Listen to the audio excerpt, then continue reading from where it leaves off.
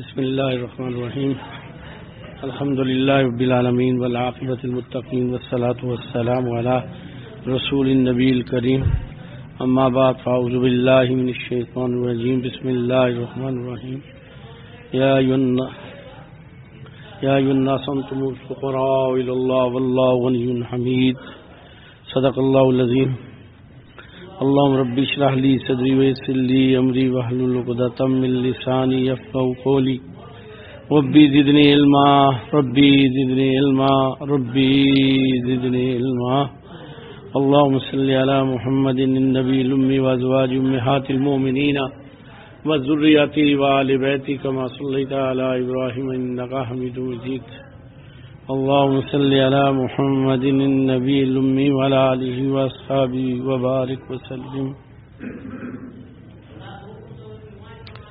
اللہ جل شانہ نے اب کائنات کو پیدا فرمایا، اللہ خالق ہے، اور اللہ جل شانہ نے پیدا فرمانے کے بعد جس طرح پیدا خود اپنی مرضی سے فرمایا، اپنی ترتیب سے، اس کے بعد کی بھی ساری ترتیب اور مرضی اللہ ہی کی ہے۔ اللہ نے اپنے اختیارات مخلوق کو یا کسی اور کو منتقل نہیں فرمائے کہ صرف میں نے پیدا کر دیا بس کافی ہو گیا، بلکہ ہر چیز اللہ ہی کے حکم کے تابع، اسباب بھی اللہ کے حکم کے تابع، حالات بھی اللہ کے حکم کے تابع اور اللہ کی مرضی کے تابع ہیں۔ اللہ جل شانہ جب چاہتے ہیں تو اسباب فیور میں آ جاتے ہیں، جب اللہ جل شانہ چاہتے ہیں تو وہی اسباب الٹ جاتے ہیں اور نقصان دیتے ہیں۔ سیدنا موسیٰ علیہ السلام پانی سے گزر گئے اور فرعون اس کا لشکر وہ ڈوب گیا۔ آگ جو ہے سیدنا ابراہیم خلیل اللہ کے کپڑوں یعنی رسی تک کو جلایا لیکن وجود کو کچھ نہ کہا۔ اسی ہی طرح ہر دور میں انبیاء کے ساتھ سامنے کھڑے ہونے والوں کو سارے اسباب کے باوجود ناکامی آئی۔ رسول اللہ صلی اللہ علیہ وآلہ وبارک وسلم کی 13 سالہ مکہ کی زندگی میں کوئی ایسا حربہ نہ تھا جو انہوں نے استعمال نہ کیا رسول اللہ، لیکن اللہ کی مدد، اللہ کا حکم، اللہ کا پروگرام آپ کے ساتھ تھا، جس کی وجہ سے اللہ جل شانہ نے آپ کو اس شان کے ساتھ دوبارہ مکہ میں فتح نصیب فرما دی۔ یہ تو اس اعتبار سے۔ اب آ جاتے ہیں اپنی زندگی کے اعتبار سے۔ ہم سب اپنی مرضی سے پیدا نہیں ہوئے، ہماری ارواح اللہ جل شانہ نے پہلے پیدا فرما دی عالم امر میں، اور جو دنیا میں آنے کا وقت ہے وجود کا ماں باپ کے ذریعے اللہ نے سب کا تعین فرمایا ہوا ہے، اور وہ اپنے وقت پہ انسان اس کی روح آ جاتی ہے، اس مل جاتے ہیں، یہ اس کا وقت تعین ہے۔ اور اسی طرح ہی اس کا دنیا سے جانے کا وقت بھی اللہ جل شانہ نے تعین فرمایا ہے، جس میں کوئی دیر سویر کچھ نہیں ہو سکتا، کوئی ترمیم نہیں ہوتی، یہ اللہ کا ایک نظام ہے۔ اسی طرح ہی بیماریاں اور صحت، خوشی، غم، یہ بھی اللہ کی طرف سے ہے۔ شکل و صورت، خاندان، آدمی کی عقل و بصارت، قوت، شکل و صورت، ذہانت، یہ ساری چیزیں بھی اللہ جل شانہ ہی کی طرف سے ہیں۔ 4 5 6 بہن بھائی ہوتے ہیں، سب کا مزاج یہ علیحدہ ہوتا ہے، بظاہر شکلیں ملتی ہیں، آدمی دیکھ کے کہتا ہے بہن بھائی ہیں، عادات ہی نہیں ملتی۔ اور بھئی بعض دفعہ تو بہت کوئی اتنا ہی ذہین ہوتا ہے کہ بلا درجے کا، اور اس میں کوئی اتنا ہی نالائق ہوتا ہے کہ اس کی عقل ہی کام نہیں کرتی۔ تو یہ تقسیم اگر ماں باپ کے خون سے ہوتا تو پھر تو سب ایک جیسے ہونے چاہیے تھے۔ ہمارے ہاتھوں کی انگلیوں کی لکیریں ایک جیسی نہیں ہیں۔ دنیا میں جتنے انسان ہیں ان کی آنکھوں کا جب وہ کیا جاتا ہے تو کسی کی آنکھ دوسرے سے نہیں ملتی۔ تو یہ سارا نظام اللہ جل شانہ۔ اسی طرح ہی ہدایت بھی اللہ نے اپنے قبضے قدرت میں رکھی ہے۔ اللہ جل شانہ کی مرضی سے، اللہ کی عطا سے انسان کو ہدایت ملتی ہے، اور گناہوں سے بچانے والی ذات بھی اللہ ہے۔ شیطان اور اس کے لشکر، اس کی فوجیں، جنات، نقصان دینے والی جتنی بھی چیزیں ہیں، سب سے بچانے والی ذات باری ہے، اللہ ہے۔ جب اللہ چاہتے ہیں تو بچا لیتے ہیں۔ اللہ کا ایک نظام ہے، اللہ کا ایک ترتیب ہے۔ تو ہم سارے کے سارے اللہ کے سامنے محتاج ہیں۔ وقتی انسان کو کچھ اختیارات، کچھ قوت ایسی ملتی ہیں کہ بندہ سمجھتا ہے کہ میں سب کچھ چیز کا مالک ہوں، لیکن جب اس بندے سے معطل ہو جائیں یا لے لی جائیں یا چھین دی جائیں یا اس سے کچھ ہو جائے تو پتہ چلتا ہے کہ وہ کتنا بیچارہ، کتنا مجبور، کتنے تگڑے لوگ، بالکل پہلوان، ایک جھٹکا نہیں لگتا تھا۔ ہمارے یہاں پاکستان میں بولو برادران کا اولاد جھاڑا تھا، اتنا تگڑا موٹا تھا اور عین جوانی میں محل کوئی 23-24 سال کی عمر میں چلتا بنا۔ کتنے ایسے لوگ کہ جو قوت کے اعتبار سے تھے، بہت قوت تھی، اللہ نے ان کی قوت لے لی تو بالکل ناکارہ ہو گئی۔ اسی طرح کتنے حسین تھے، اللہ نے ان کا حسن لے لیا۔ ایک بزرگ ہیں، وہ فرماتے ہیں کہ ایک بچی جو ہے نا بہت خوبصورت تھی، اس کی خوبصورتی کی وجہ سے لوگ اس کی طرف مائل تھے، تو انہوں نے اس طرح کیا، اس بچی کو ایک تیز ترین دوا دے دی جس سے اسے موشنز، بے تحاشا موشن آئے اور بہت زیادہ آئے۔ اس کا حال خراب ہو گیا، بدحال ہو گئی، رنگ خراب ہو گیا، اور انہوں نے وہ سارے جو اس کے پخانہ تھا، موشن تھا، وہ مختلف چیزوں میں رکھا۔ رکھنے کے بعد لڑکی کی حالت ایسی ہو گئی تو ایک عاشق کو بلا کے کہا کہ اس نے دیکھ کے ڈر گیا، ایک دم پیچھے ہو گیا، فرمایا نہیں اس کا حسن بھی دیکھ، تو کپڑے میں پخانہ دکھایا، فرمایا یہ اس کا حسن ہے جو اس سے نکل گیا ہے، یہ اس کا حسن ہے۔ اسی طرح بعض لوگوں کے پاس مال ہوتا ہے، دماغ خراب ہو جاتا ہے اور اللہ کسی طرح مال لے لیتے ہیں تو وہ اتنا عاجز مسکین بن جاتا ہے کہ راہ جاتوں کو بھی کہتا ہے کچھ مجھے کچھ دیتا چلے۔ تو بھی جتنی بھی چیزیں ہیں یہ اللہ جل شانہ کی ہیں، اللہ کا نظام ہے، اللہ کا ایک پروگرام ہے۔ کتنے ایسے فوتگیاں ہو جاتی ہیں کہ گھر کا ایک ہی فرد ہوتا ہے، اللہ اسے اٹھا لیتے ہیں، اللہ کا ایک نظام ہے۔ ویسے سارا نظام لگتا ہے کہ بظاہر ختم ہو گیا۔ ایک دفعہ ایک بیوی ایک جگہ کام کاج کے لیے سینے کے لیے آئی تو اس گھر والی نے کہا کہ آپ لگتی نہیں ہے نا کام کرنے والی، آپ کا جو سٹائل ترتیب ہے نا، تو اس نے رونا شروع کر دیا۔ اس نے کہا کیوں رو رہی ہیں؟ وہ کہتی میرے 27 ملازم تھے، ہماری فیکٹریاں تھی، بہت بڑا مکان گھر تھا، بہت پیسہ تھا، جب وہ سیلاب آیا تھا تو کوئی عجیب بات بنی، میرا خامن، میرا دیور، وہ فیکٹری، وہ سامان، گھر بھی، میرے بچے بھی، 1-2 بچے، باقی سب بہہ کے چلے گئے، کوئی نہ بچا، بس میری کوئی قسمت تھی کہ میں بچ گئی ہوں۔ اب میرے پاس یہ جو کپڑے پہنے تھے اس کے علاوہ کچھ نہ۔ وہ ایک جھٹکا نہیں لگتا۔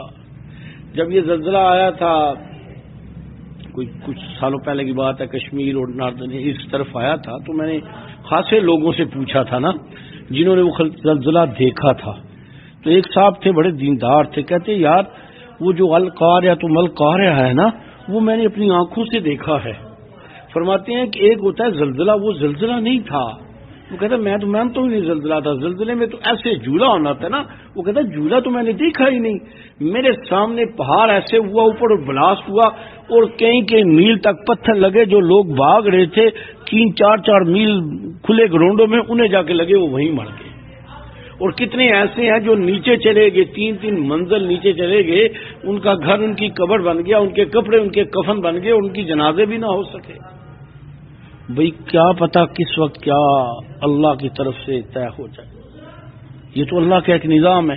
ہم محتاج ہیں اللہ کے، ہر وقت محتاج ہیں۔ اللہ جل شانہ نے انسان کو بڑا کمزور پیدا کیا ہے۔ انسانی بچہ پیدا ہوتا ہے نا تو بہت جتنی مخلوق پیدا ہوتی ہے سب سے کمزور، محتاج، بے بس، لاچار، بیمار انسان کا بچہ ہوتا ہے۔ دودھ پینا بھی مشکل، پیشاب پخانا بھی مشکل، روزہ ہنسنا بھی مشکل، پالنا بھی مشکل، گرمی سردی ہو جائے تو مشکل، کتنی مشکلوں سے بنسبت اس کے جانوروں کے بچے بڑی آسانی سے پل جاتے ہیں۔ بعض تو ایسے ہیں کہ اسی وقت ہی ایسے کارروائی شروع کر دیتے ہیں۔ تو اللہ جل شانہ نے اسے بتانا تھا کہ دیکھ تیری مجبوری کتنی ہے۔ اور بڑھاپا جو ہے اس کو کہتے ہیں کہ بچپن سے ملتا جلتا ہے۔ اللہ ہم سب کو ایسے بڑھاپے سے بچائے کہ انسان لاچار، مجبور، معذور اور بے بس ہو جائے کہ اس کا پیشاب پخانا بھی اس کے بس میں نہ ہو، بے بس پڑا ہو، نمازوں کی بھی ہوش نہ ہو۔ دیکھیں ہم نے بڑے کیس دیکھے ہیں۔ اللہ جل شانہ سب کی ہر طرح کی حفاظت فرمائے۔ وہی ماں باپ جن کے قدموں کو لوگ دو کے پانی پیتے ہیں، دعا کرتے ہیں اللہ انہیں اٹھا لے، پردے میں ڈال لے۔ میں نے خود دیکھا ہے، لوگوں سے کہتے ہیں جی دعا کرو اللہ پاک ان پہ رحم کرتے میں نے ایک نہیں، میں تو بہت کیس دیکھ چکا ہوں ایسے. یعنی یہ نہیں کہ نافرمان ہے، جان لگاتے ہیں، سارا کچھ ہے، لیکن انہیں بیچاروں کے لیے ایک ہی لگتا ہے کہ میری ماں اور باپ کی اب بہتری اس میں کہ زمین کے نیچے چلے جائیں. ان کے لیے بہتری یہی ہے. وہ اپنے ماں باپ کی وہاں بھی بہتری سمجھتا ہے کہ بس یہ نیچے زمین میں چلے جائیں تو یہ آسانی ہو جائے گی ان کو. تو یہ کتنی بے بسی، کتنی لاچاری ہے. ماں باپ تو ماں اور باپ ہے نا، ان کے سامنے بچے کو تکلیف ہو نا، ایک بات میری غور سے سنیے گا، کتنی تکلیف ہو تو کہیں گے اللہ ہماری زندگی انہیں دے دے، اللہ ہماری زندگی انہیں دے دے. ماں بھوکھی رہ جائے گی، باپ بھوکھا رہ جائے گا، کپڑا نہیں پہنے گا، جوتی نہیں خریدے گا، کپڑے نہیں خریدے گا، بچوں کی ساری ضرورتوں بچوں کو پورا کرنے کی. لیکن وہی ماں باپ جب بوڑھے ہو جاتے ہیں تو بچہ کہتا ہے اللہ کرے کہ بس پردہ کر دیں چلے جائیں. کتنا فرق بن جاتا ہے، آپ یہاں سے نہیں دیکھتے. اور یہ روز کی کہانیاں ہیں. آپ اگر اسپتال میں چلے جائیں تو آپ تو پریشان ہو جائیں، آپ پریشان ہو جائیں کہ کیا حالات ہیں. اگر آپ کو رستانوں میں جو قبریں کھودنے والوں سے پوچھیں تو آپ کو بتائیں گے کہ بہت تھوڑے لوگ ہیں جن کی اولاد کبھی آیا کرتی ہے. بعض تو دفنانے کے بعد آئے ہی نہیں ہیں، کبھی بھی نہیں آئے. یہ وہ ہیں جن کے لیے ہم نے زندگیاں لگائی ہیں، جوانیاں لگائی ہیں، راتیں لگائی ہیں، دن لگائے ہیں، وقت لگائے ہیں، لیکن بس انہیں دین نہیں سکھایا تھا. اس کی سزا پھر مرنے کے بعد آدمی قبر میں بھوکتا ہے، پھر تو اسے ملتی ہے سزا. یہ تو پکی بات. تو بات ہے محتاجگی کی نا. یہ کان کتنا تیز سنتے ہیں، کتنی آنکھیں تیز دیکھتی ہیں. ایک وقت آتا ہے کہ آنکھ سامنے دیکھنے کے باوجود نہیں دیکھ پاتی. زبان کیسے کینچی کی طرح چلتی ہے اور گولی کی طرح. ایک وقت آتا ہے زبان بھی لاچار ہو جاتی ہے، ہاتھ پاؤں بھی رہ جاتے ہیں. لوگوں کا مذاق اڑانے والے، طنز کرنے والے اس طرح بے بسی سے پڑے ہوتے ہیں کہ کوئی مجھے پانی کے 4 گھونٹ دے دے. میں ایک دفعہ والد صاحب اسپتال میں داخل تھے تو ساتھ والے بیڈ میں ایک صاحب تھے. تو میں نے اندازہ لگا لیا یہ مرنے لگے ہیں، کیونکہ میں نے بہت لوگوں کو دنیا سے جاتے اپنے ہاتھوں میں، بہت لوگوں کو الحمدللہ کلمہ بھی پڑھایا، اپنے ہاتھوں سے جاتے بہت لوگوں کو دیکھا ہے. اندازہ بھی ہو جاتا ہے کہ اب یہ جا رہا ہے نا. تو مجھے، میں والد صاحب کے ساتھ، تو میں نے دیکھا نا اس بندے کو، تو میں نے کہا یہ گیا، اس کی سانس خراب ہو گئی ہے نا. تو اس کے پاس کوئی بھی نہیں تھا. میں جب دیکھا تو میں ایک دم اس کے، میں والد صاحب کو کہا میں آتا ہوں نا. تو میں اس کے پاس چلا گیا نا. تو میں نے کہا کیا حال ہے؟ کہتا میری طبیعت بہت خراب ہے، پتہ نہیں لگتا ہے کہ میں مر جاؤں گا نا. تو میرا بیٹا میرے پاس نہیں ہے نا، تو میرا بیٹا ہے نا تو اسے بتا دینا. تو تھوڑی دیر بعد وہ فوت ہو گیا. پھر بیٹا آیا بیچارہ، تو اس نے جب دیکھا تو والد فوت ہوا ہے، وہ تو ٹھیک چھوڑ کے گیا تھا. تو میں نے اسے بتایا کہ یار آپ کے والد صاحب جو ہے نا، تو کہہ رہا کوئی بات تو نہیں کہی تھی. پتہ نہیں مجھے اب یاد نہیں، پرانی بات ہے. میں نے کہا انہوں نے مجھے یہ کہا تھا نا، کچھ کہا تھا انہوں نے نا. تو میں نے اسے بتا دیا. ارے کبھی دیکھا ہے آپ نے کہ بچہ پریشان ہو، بیمار ہو اور ماں اور باپ چھوڑ دے؟ کبھی بھی نہیں ہوتا. یہ ہماری بے بسیاں ہیں، ہماری بے بسیاں ہیں، ہماری بے بسیاں ہیں. ہم کتنے بے بس ہو جاتے ہیں. ارے اگر میت کو دفن نہ کیا جائے تو بو چھوڑ دے. ہمارے یہاں طب میں کہتے ہیں کہ جیسے یہ صابن گل جاتا ہے نا، صابن، تو ایسے انسانی جسم بھی گل جاتا ہے. اور لکھا ہے کتابوں میں کہ قبر میں جانے کے بعد سب سے پہلے اس کی آنکھیں جو ہے نا یہ باہر آتی ہیں، اور سب سے پہلے کیڑے اس میں پڑتے ہیں. انسان کے گناہوں کی سب سے زیادہ مقدار انسان کی آنکھ اور اس کی زبان ہے. آدمی جس پہ کنٹرول ہی نہیں کرتا، سمجھتا ہے کہ میرے پاس گن ہے اور میں فائر کرتا چلا جاؤں، بس کسی کو دیکھوں ہی نہیں. اور یہ آنکھ لوگوں کے عیب دیکھنے کے لیے، نشر کرنے کے لیے، بے غیرتیوں کے لیے اور موبائل کے پروگراموں کے لیے رہ گیا اس دور میں. تو بھئی یہ ہماری بے بسیاں ہیں، ہماری لاچاریاں ہیں. کتنے لوگ ایسے ہیں کہ شادی کی تیاریاں ہو رہی ہیں اور اس کا تو موت کا فیصلہ آ گیا، اس کے تو کفن بھی بازار میں آ گیا. شادی کا جوڑا پہننے کی بجائے اسے کفن پہننا پڑ گیا. نیا گھر بنایا جا رہا ہے، اس سے پہلے قبر کا گھر مل گیا. وہ مکان تو وہی کسی اور کے مقدر میں تھا جسے مل جائے گا. اس کا مقدر تو وہی مٹی کا مکان ہے. یہ جنت کے باغوں میں ایک باغ ہوئے گا یا جہنم کے گڑھوں میں ایک گڑھا ہوگا. یہ ہماری بے بسیاں ہیں، ہماری لاچاریاں ہیں. کتنے بھاگنے دوڑنے والے اس طرح لاچار ہوتے ہیں کہ اوپر بیٹھے ہیں تو نیچے نہیں اتر سکتے، نیچے بیٹھے ہیں تو اٹھ نہیں سکتے. تو انسان بے بس نہیں ہے. انسان لاچار نہیں ہے، انسان مجبور نہیں ہے، ہم کچھ بھی نہیں ہیں، کچھ بھی نہیں ہے، کوئی بھی کچھ نہیں ہے۔ اگر کسی کو اس دولت کا بہت بڑا گمان ہے تو دنیا میں دولت والوں کی آخری واقعات پڑھے نا تو آدمی کو یہ نشہ ٹوٹ جاتا ہے کہ کیا بنتا ہے۔ کتنے ایسے میں نے کیسز دیکھے ہیں کہ باپ مرنے سے پہلے بچوں کے جائیدادوں کے اتنے جھگڑے بن جاتے ہیں، باپ کہتا ہے میں مر جاؤں کسی طرح، جان چھوٹ جائے، یہ آپس میں لڑتے رہیں۔ کسی وکیل سے پوچھے، وہ کہتا ہے اس وقت عدالتوں میں 2 کیس سب سے زیادہ ہیں، عورتوں کے خلا کے، طلاق لینے کے، اور جائیدادوں بہن بھائیوں کے ایک دوسرے کے خلاف میں۔ یہی تو ہمارا حال ہے، ہم عبرت بھی نہیں پکڑتے، ہم جانے والوں کو سمجھتے ہیں بس اس نے مرنا تھا، ہم نے نہیں مرنا ہے، ہم تو مرنے کے لیے پیدا ہی نہیں ہوئے تھے، یہی پیدا ہوا تھا مرنے کے لیے۔ ہم نے سدا خوش رہنا ہے، سدا بہار رہنی ہے، سدا صحت رہنی ہے، سدا مال رہنا ہے، سدا عہدہ رہنا ہے۔ دیکھنا کوئی آدمی بہت بڑا افسر ہوتا ہے تو اس کے گرد کس طرح سلوٹ مارا جاتا ہے، کتنی شان شوکت، گاڑیاں، کتنی ٹیشن ہوتی ہیں۔ وہ بیچارہ ریٹائر ہو جاتا ہے تو کوئی پوچھنے بھی نہیں اسے آتا، وہ جو اس کے حال احوال آگے پیچھے پھرتے ہیں، بیمار ہو جائے تو کوئی پوچھتا ہی نہیں ہے، اور مر جائے تو کتنے لوگ جنازے پہ نہیں آتے۔ میں نے تو اتنی زندگی میں دیکھا ہے کہ بعض لوگ کہتے تھے یار یہ میرا دوست میرے بھائیوں سے بھی آگے ہے نا، میری زندگی ہے، اس کے جنازے پہ نہیں آیا، اس نے کہا وہ مر گیا، میں نے کیا کرنا جا کے، میں نے خود دیکھے ہیں کیسے۔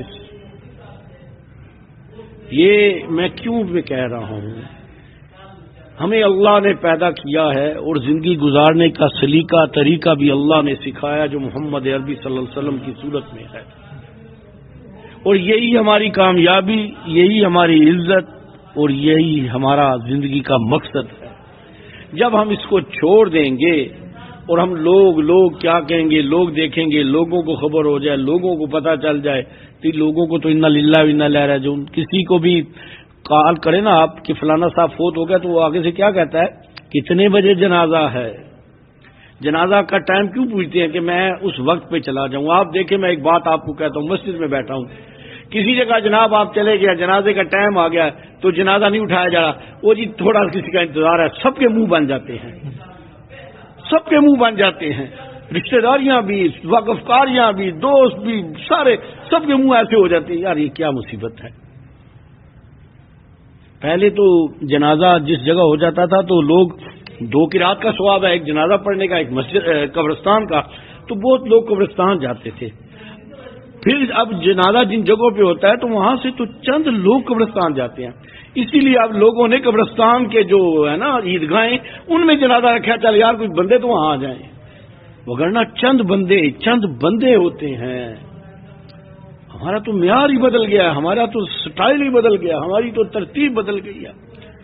میں نے اپنی زندگی میں تھوڑے سے کیس دیکھے ہیں، 2-4 ہی دیکھے ہیں کہ دفن کرنے کے بعد بیٹا یا بہت قریبی اعزاز وہاں قبر پہ تھوڑا رک گئے، حالانکہ کتابوں میں بھی لکھا ہے رکنا چاہیے، لیکن کوئی بھی نہیں رکتا۔ مہمانوں کا فکر ہوتا ہے پیچھے کھانے کا کیا بنے گا جی، لوگوں کی تو روٹیاں کھل جاتی ہیں، کھانے پینے کے دھندے شروع ہو جاتے ہیں، وہ جانا ہوتا ہے جی تعزیت والوں۔ بہت تھوڑے واقعات میں نے اپنی زندگی میں دیکھا ہے کہ قبر پہ رکتا ہے، ورنہ ایسے ہی دفن کر کے بھاگ جاتے ہیں۔ بھئی یہ زندگی کا ایسا ایک نقشہ ہے کہ جس سے نہ میں انکار کر سکتا ہوں نہ آپ نے انکار کر سکتے ہیں، ہم میں سے کوئی انکار نہیں کر سکتا۔ اللہ جل شانہ ہمارا خاتمہ ایمان پہ فرمائے، اللہ زندگی میں نبی صلی اللہ علیہ وسلم کے اعمال کے ساتھ زندہ رکھے تو یہی کامیابی ہے، اس کے علاوہ ساری ناکامی ہے، ذلت ہے، رسوائی ہے، تباہی ہے، بربادی ہے، شرمندگی ہے، ندامت ہے۔ اللہ جل شانہ ہمیں اس کی توفیق عطا فرمائے۔ تو بھئی جو آدمی محتاج ہوتا ہے نا تو وہ کیا کرتا ہے، محتاج آدمی اسے پتہ ہے کہ میرا کھانا اس کے ذمہ، میرا پینا اس کے ذمہ، تو اس پہ ہی نگاہ رکھتا ہے، اسی کی بات مانتا ہے۔ ہمیں پیدا کرنے والے اللہ، پالنے والے اللہ، زندگی دینے والے اللہ، مال دینے والے اللہ، اولاد دینے والے اللہ، صحت دینے والے اللہ، خوشیاں دینے والے اللہ، دن رات بدلنے والے اللہ، موسم بدلنے والے اللہ، حالات دینے والے اللہ، پھل سبزی فروٹ دینے والے اللہ، اور اسی کے محتاج پانی کو مٹھاس دینے والے اللہ، بارشیں برسانے والے اللہ، ساری قوتیں دینے والے اللہ، تو ہم اس اللہ کو چھوڑ کے جو بے بس لاچار مجبور ہیں ہماری نگاہیں ان پہ چلی جاتی ہیں۔ ایک دفعہ اورنگزیب عالمگیر کے پاس ایک شخص آیا، اسے بلایا تھا کہ میرے پاس آنا، تو آیا تو اس نے دیکھا اورنگزیب عالمگیر کو کہ اورنگزیب عالمگیر نے نماز پڑھی، نماز کے بعد ہاتھ پھیلا کے دعا کر رہا تھا۔ بہت نیک آدمی تھا، تہجد گزار تھا، 52 سال حکومت کی ہے، تو بہت نیک آدمی تھا، صالح آدمی تھا۔ قرآن مجید لکھنا آسان ہے، ہم میں سے کوئی نہیں لکھ سکتا، اس شخص نے کئی قرآن مجید لکھے ہیں۔